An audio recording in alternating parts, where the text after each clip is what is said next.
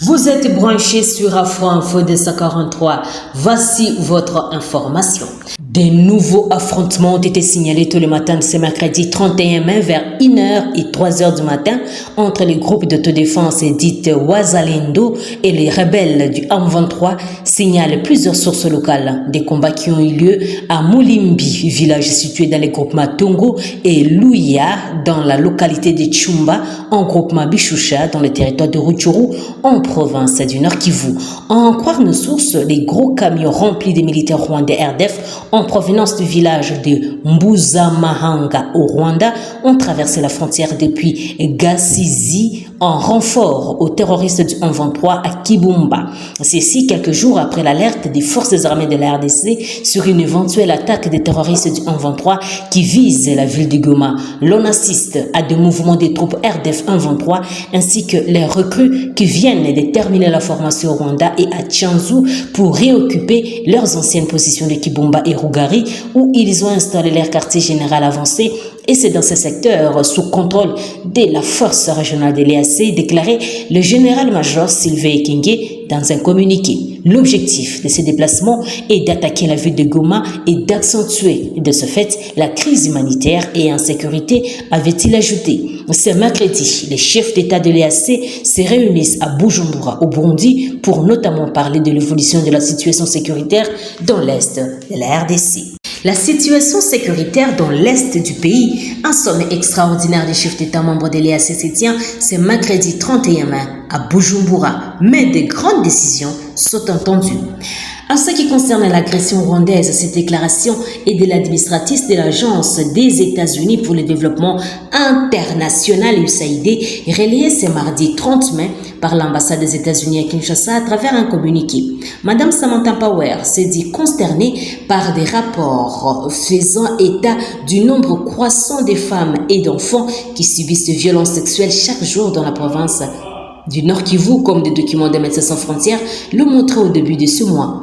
Cette situation est consécutive au combat qui oppose actuellement les forces armées de la RDC aux terroristes du M23 soutenus par le Rwanda dans cette partie du pays. Ces affrontements ont convoqué les déplacements de plus d'1 million de personnes depuis mars 2022, dont la plupart sont forcées à vivre dans des camps dangereux et surpeuplés sans accès approprié à la nourriture, de l'eau, des soins médicaux. Dans ces conditions scandaleuses, des milliers de femmes et d'enfants sont exploités par des réseaux organisés des trafics sexuels, dont beaucoup seraient dirigés par des personnes liées au gouvernement de la RDC, déplore Madame Samantha Power. D'après elle, les conflits avec les M23 dans le Nord Kivu a aggravé la situation déjà désastreuse dans l'Est de la RDC, particulièrement dans la province de l'Ituri, où d'autres groupes armés, y compris la Codeco et les ADF, aussi connus sous le nom de Daesh RDC, tuent des civils aveuglément.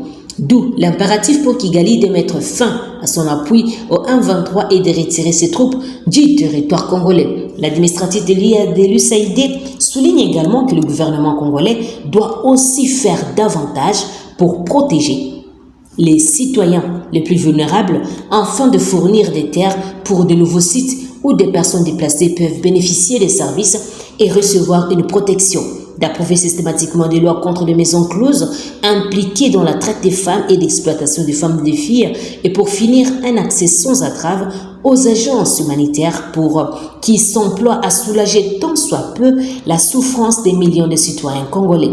Signalons que par cette position, Madame Samantha rejoint les préoccupations profondes exprimées très récemment par le secrétaire d'État américain Anthony Blinken à l'égard des personnes tuées, blessées, déplacées et rendues vulnérables par des violences. C'est lors d'un entretien téléphonique avec le président Félix Tshisekedi.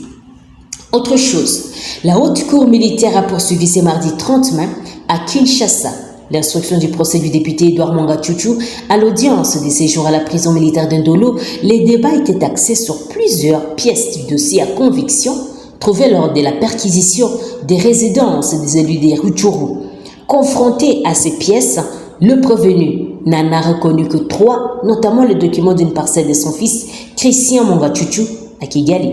Et quant aux autres pièces attestent que le prévenu serait notamment membre de la diaspora rwandaise à Kinshasa et qu'il travaille pour les intérêts du Rwanda, le prévenu les a qualifiés de faux. Après un document houleux, après un débat houleux entre la partie Monga Tchouchou et les ministères publics, la haute cour militaire a renvoyé les procès le vendredi 2 juin prochain.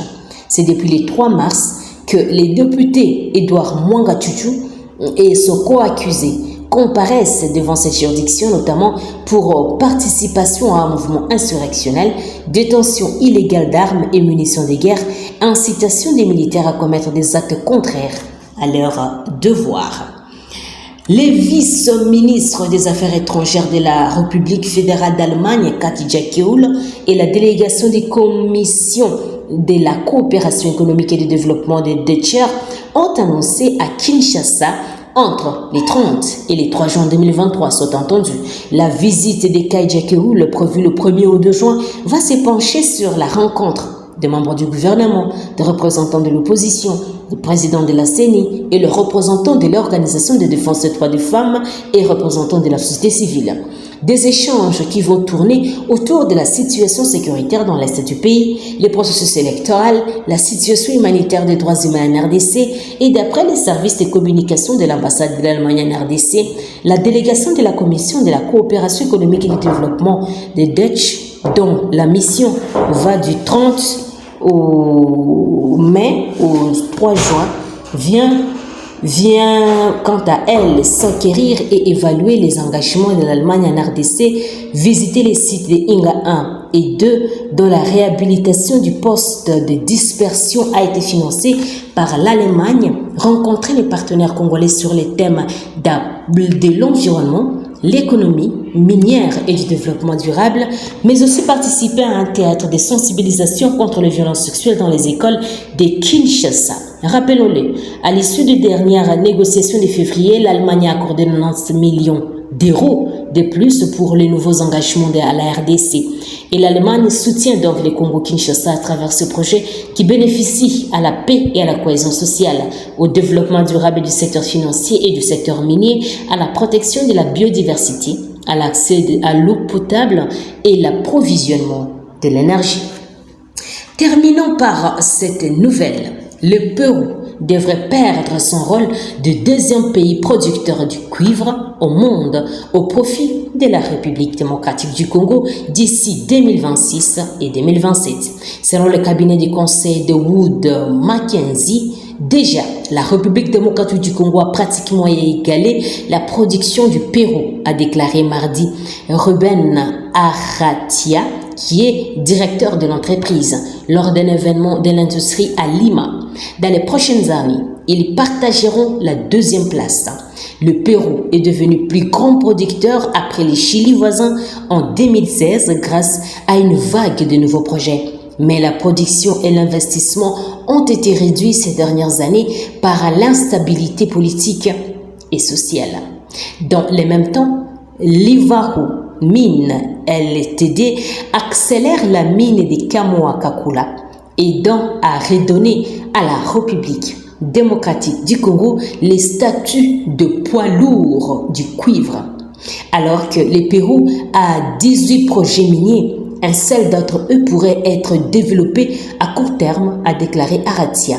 Si le Pérou ne développe pas ces projets, il ne sera plus le deuxième producteur mondial de cuivre, a-t-il déclaré.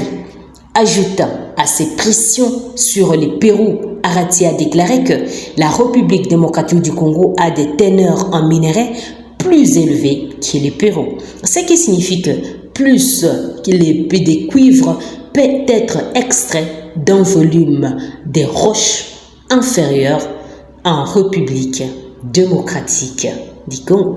Chers téléspectateurs d'Afro Info 243, merci à vous de nous avoir suivis jusqu'à la fin.